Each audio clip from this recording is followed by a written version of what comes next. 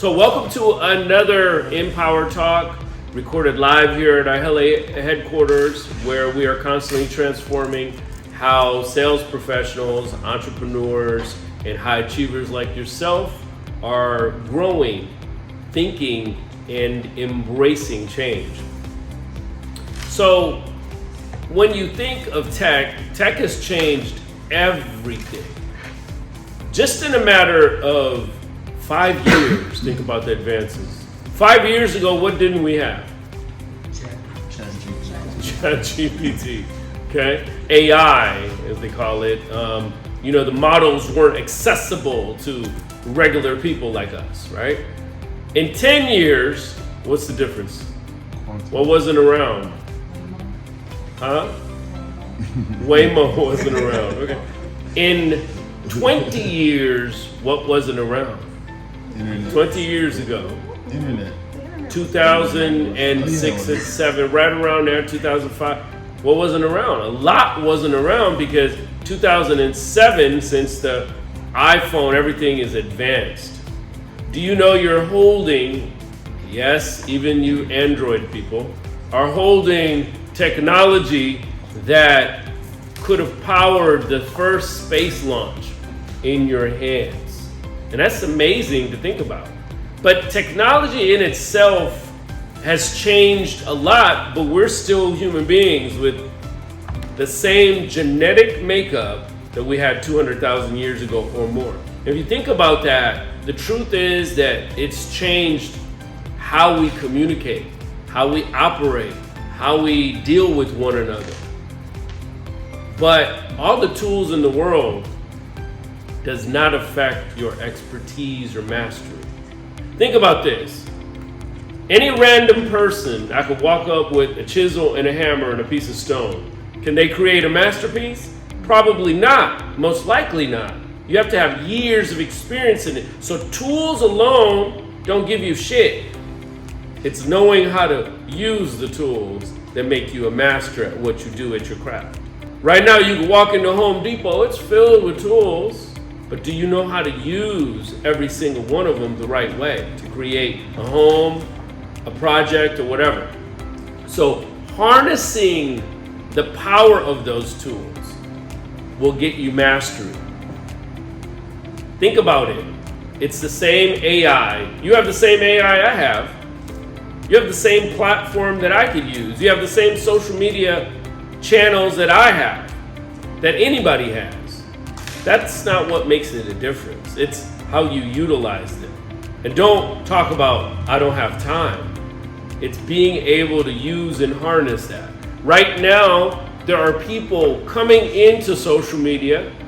There's going to be people starting their YouTube channel today, and in a year's time, they're going to be trending and build a following while you're waiting on your ass. That's the facts. People are going to be starting online stores today that's going to earn more than you do or more than I do in a just short period of time. Not everyone, but some people.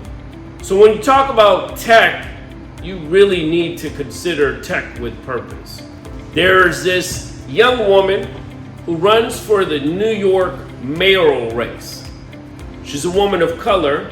She's Indian American, but her parents are from Uganda. They're born, multiple generations born in Uganda, because the British, the royal family, the people that we love to be mesmerized by, they moved a lot of human beings all over the world, whether you want to call it slavery, indentured servancy, or whatever.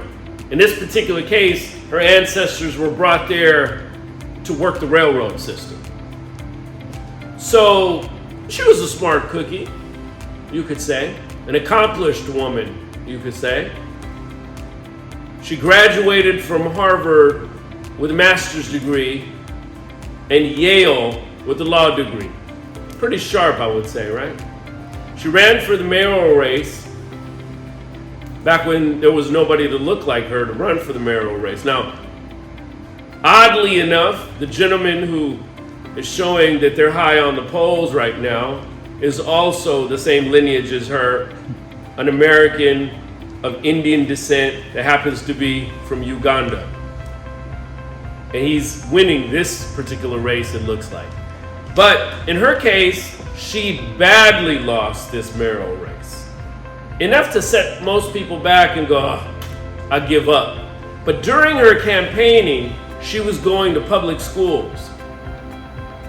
And quite often, public schools, there were mostly either immigrants or people of color. And what she noticed every time she asked a question is the boys would confidently raise their hands, even if they had the wrong answer. She stepped back for a moment and she said, wow, boys are just naturally more confident. And it started an idea in her head. She knew technology was coming, but she had nothing to do with technology, really. She was a lawyer by trade. She started this organization, this nonprofit, and it went from one classroom to now, a decade later, multiple classrooms around the world. Reshma Saujani, if I'm pronouncing it right, started an organization called Girls Who Code. Girls Who Code. How many people have heard of that organization? Okay, a couple people, 3 people.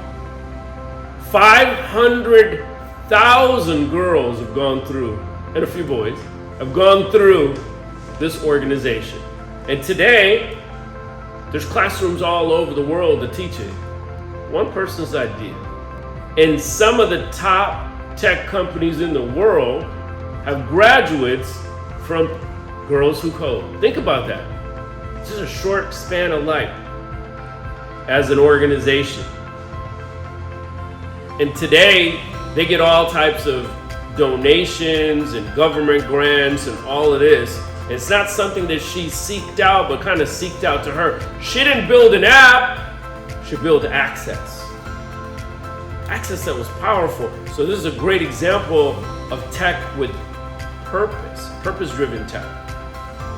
Now, tech can also empower, not exploit. Whitney Wolfe heard.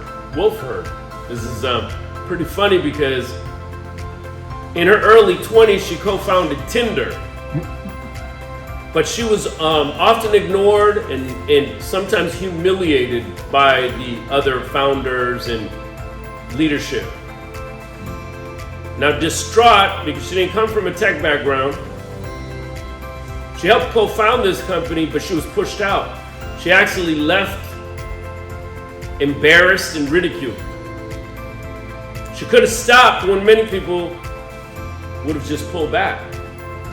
But she wanted a dating app that was more focused on women, where women had the right to choose. Imagine that.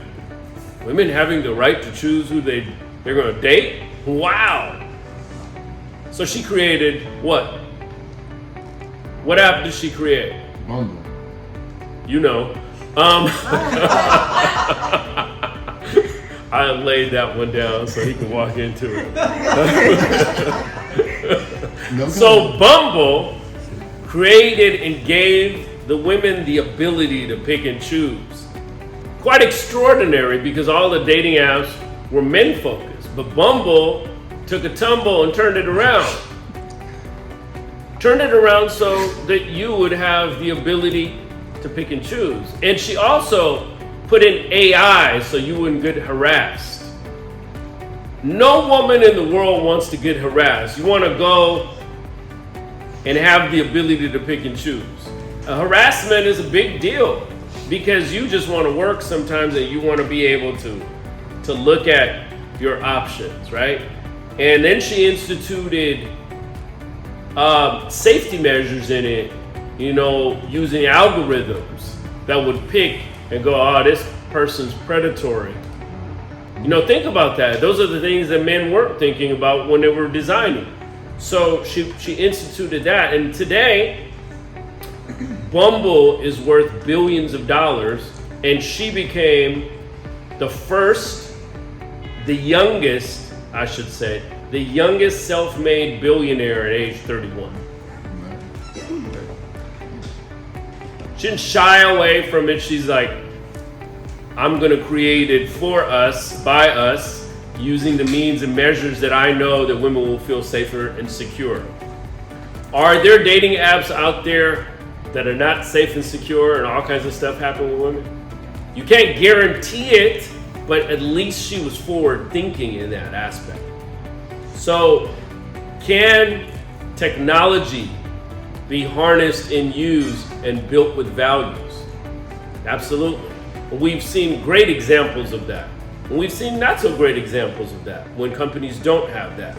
So at the MPOWR Collective, we're using technology to elevate us so that we're free to create, so that we're free to connect, so that we're free to serve. Some of the things that EDM does, for example, when it's content automation, they're posting on 7 or 8 different companies all at one time, multiple videos and doing multiple blogs and newsletters for each one of the companies. All of that is automated now at this point with what they call SOPs, standard operating procedures. Pacific Playa, for example, has a lot of tech in its recruitment efforts because we don't really even go out and make phone calls to recruit people. Inclusive Financial right now, backstage, is working on AI to make sure that the approval process is more streamlined. New Era uses software that gives you the ability to be informed about what's happening with your file at real time. So these are all examples of how technology and tools are used. Remember, leverage is not a crutch, okay? Using technology shouldn't be a crutch. It's human beings plus technology. What technology do you have at your disposal right now that you should be utilizing even more than what you're doing with it right now? And it's probably some measure of AI. It's probably social media used at its fullest. And why are people not using it? When Facebook first came out and then later Instagram, Facebook got really lucky buying Instagram for only $1 billion. For only $1 billion. When Facebook paid for WhatsApp, they paid $17 to $19 billion. So Instagram was really cheaply bought. But a lot of people were standing on the sidelines and they thought that social media was going to go away. Right now, there are people with YouTube channels, ladies and gentlemen, that get viewed more than CNN. Think about that, on a daily basis. They get more views than news networks do. There are some channels that get watched more than the effing Super Bowl. That is shocking. Talk about ratings and reviews. So put your time and effort. It's not the tools, it's how you use the tools that make you a master. So, are you ready? Yes! You know, Jada, I didn't think that was loud enough. I think you can do more. Maybe it's the hat, I'm not sure. Are you ready? Yes! All right. Are you prepared? Yes! Okay. Every day, before you go to sleep, think about what you've done today. Whatever you're afraid of, whatever you're lagging behind on, whatever's keeping you from progress, make sure that you're spending your time trying to correct that or perfect it or get better at it at least. And ask yourself, how can I be unlimited if I don't act unlimited? So are you unlimited? Yes! Let's go get it.